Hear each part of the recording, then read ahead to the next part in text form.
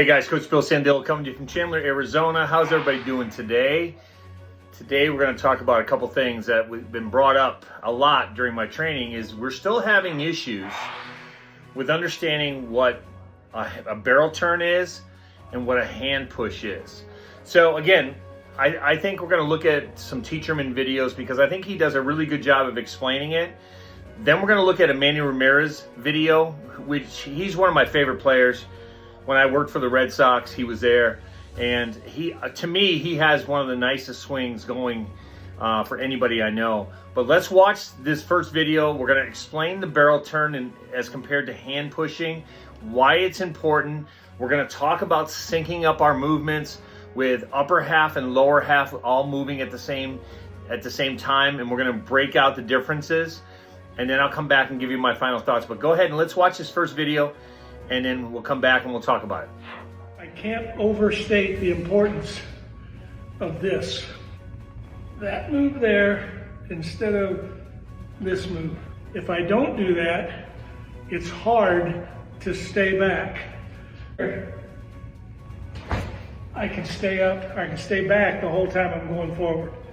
So what Teacherman is actually talking about is getting on that backside, being able to load those hips, load into that back hip socket, so you're not just striding out. If you have a tendency to kind of get heavy on that front side on the stride out, we stop all our momentum. And what we see in video is the swing technically starts to push as we get to our front side. So what he's saying is stay on that backside, load into those hips, and make that motion from the backside. So load into those hips, load into that backside, and you'll see the difference. So this next video is Manny Ramirez. We'll break it down in slow motion, and we'll actually show you what we're talking about, okay? Watch this video.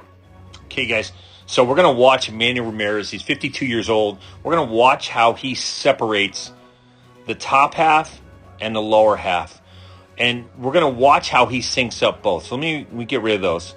So the first thing we're going to look at is getting into the foot down position. When he gets to the foot down position, we talk about stretch. We talk about that stretch, the hand stretch and setting, and then we're putting that foot down ever so soft. We heard David Ortiz said you're striding, but you're like putting your foot down on an egg. Okay, so let's get rid of these lines. So once he's down, then we're going to work on that top half. We're going to watch how that top half syncs up.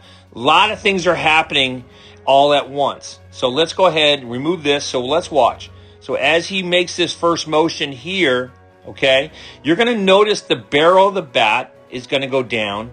His shoulder's going up. His lead elbow is going up, while that rear elbow goes into the slot. While he's doing that, he's placing his ground force. He's really pushing on his ground force on his back foot, and his knee's going to go down. So all these things are happening at the same time, okay? So right here is where we talk about. So that first motion to get to this point right here, this is called early connection. So his back elbow is always in the slot. His lead elbow is up. His bat angle is back. Let me clear that. And then, of course, this is the only time you're going to see knob to the ball. So as the barrel gets through, okay, this from early connection, let me clear these.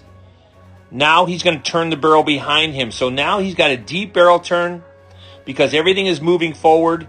He's going to get to his connection point. Now, when we look at his connection point, we look at shoulder tilt. Okay, so shoulder tilt and bat angle are all lined up. So this is what we call your bat, your tilt with your connection point. Okay, now let me clear these lines.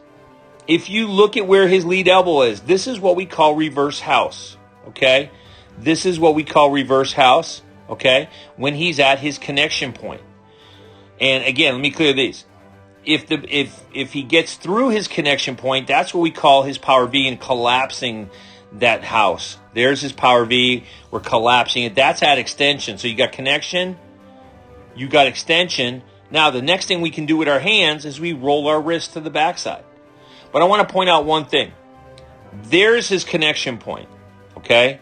If he had a high connection point at the top of the zone or a low connection point at the bottom of the zone near his knees, his tilt would be different. So his connection point would be here, so his tilt would be there. because his connection point's there, his tilt of his shoulders are there. And his tilt would be lower if his connection point was there. And again, everything is relative to the connection point.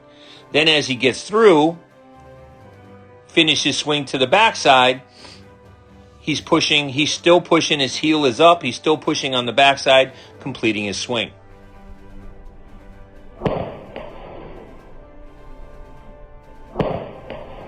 Okay guys, so you just watched Manny Ramirez hit arguably one of the best hitters ever in Major League Baseball. The one thing I didn't point out was your hip acceleration. Once you release your hips, right, you're not totally releasing them at 100%. That's why your back knee has to go to the connection point and your belly button lines up. Those are the three alignments we look for, is that when you're driving your back knee to the connection point, you're not over rotating. But once you get to your connection point, you notice that he connects, he extends before he rolls his wrist. A lot of guys I see getting to your connection point, you're starting to roll off the ball, or you're trying to flip. We call it flipping at connection.